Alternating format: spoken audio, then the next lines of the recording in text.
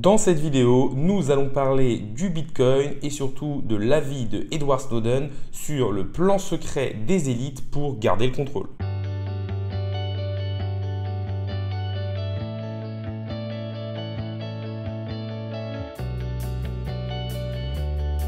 Salut à tous, c'est Inspecteur Crypto, bienvenue dans la vidéo du jour qui va être une vidéo un petit peu différente. En effet, dans cette vidéo, on va toujours parler de crypto-monnaie, mais on va se baser sur l'interview de Edward Snowden pour parler de crypto-monnaie, mais plus particulièrement du Bitcoin et pourquoi, selon lui, le Bitcoin est en danger et quel est le plan secret des élites pour garder le contrôle.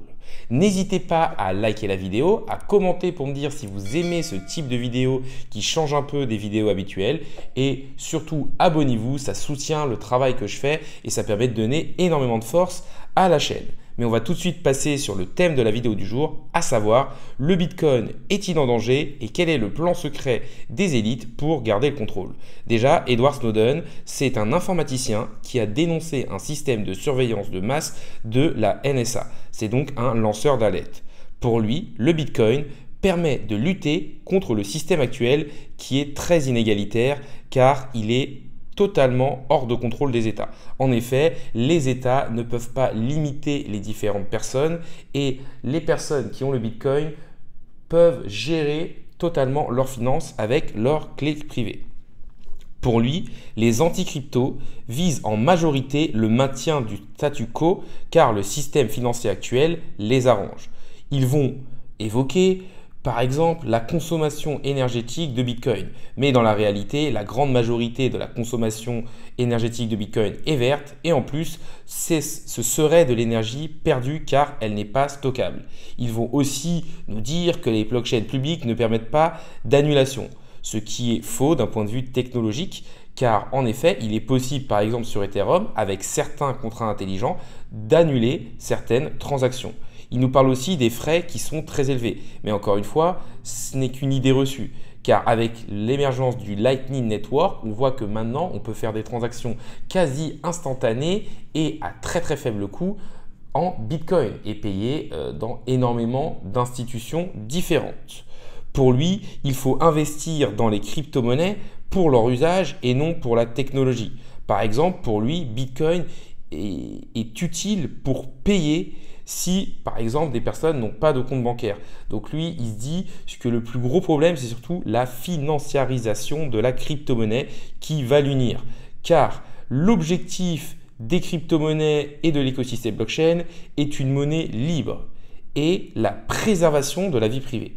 Concernant cette préservation de la vie privée, on voit qu'il y a plusieurs demandes d'ETF spot qui ont été faites sur Bitcoin par les plus gros gestionnaires d'actifs au monde que sont BlackRock et Vanguard. Clairement, l'objectif de ces élites, c'est de prendre le contrôle en quelque sorte sur le Bitcoin et de profiter de son émergence pour faire énormément d'argent en faisant payer des frais à des personnes qui n'ont pas les connaissances ou l'envie de détenir leur propre Bitcoin. On voit aussi que l'intelligence artificielle est, selon Edward Snowden, une menace pour la protection de la vie privée, car elle donne un réel avantage à son possesseur et va permettre possiblement de corrompre des réseaux. Il y a aussi l'émergence des crypto-monnaies de banque centrale ou CBDC qui sont énormément centralisées et qui sont un énorme danger parce qu'elles donnent un pouvoir encore plus énorme aux États qui pourront totalement décider ou non de geler notre argent, de directement nous prélever ou alors de mettre une date de péremption sur l'argent que l'on a dans notre compte. Pour lui, une bonne crypto-monnaie est une réserve de valeur qui utilise la cryptographie, c'est-à-dire, en d'autres mots, le Bitcoin. Le problème pour lui, c'est qu'il y a trop de crypto-devises qui n'ont pas ce rôle et qui perdent en valeur. On va dire que pour lui, une monnaie, ça doit garder de la valeur dans le temps, alors qu'une devise, telle que par exemple l'euro ou le dollar, va plus être spécifique à un pays et perdre de la valeur dans le temps. Et pour lui, l'intérêt d'une crypto-monnaie, comme on l'appelle, c'est ce côté réserve de valeur. On arrive sur la fin de la vidéo, donc déjà, n'hésitez pas à liker, commenter ou à vous abonner. Ça récompense le travail que je fais au jour le jour et ça permet de faire grossir la communauté.